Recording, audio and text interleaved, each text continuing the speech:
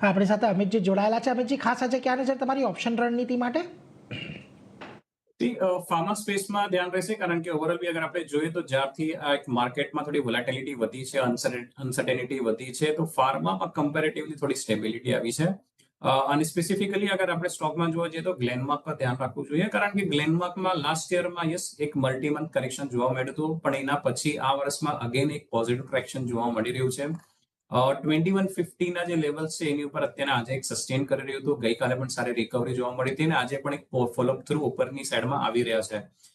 તો પોસિબિલિટી છે કે ઉપરમાં 2250 ના લેવલ્સ પણ આવી શકે છે. તો 2200 ની સ્ટ્રાઇકનો જ આ મહિનાનો જ સ્ટ્રાઇકનો જ સિરીઝનો જ ઇનફેક્ટ કોલ ઓપ્શન બાય કરી શકાય છે ગ્લેનમાર્કનો. કરંટ માર્કેટ પ્રાઇસ 53-54 ની આસપાસ છે. 30 નો આપણે સ્ટોપ લોસ રાખવાનો છે અને 100 નો ટાર્ગેટ રાખી શકાય.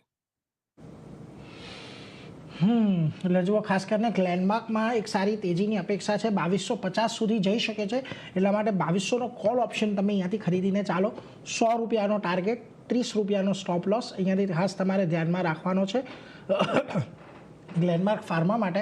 એટલે એના પર એક નજર ખાસ કરીને તમે રાખતા રહેજો. પરંતુ આગળ વધીએ.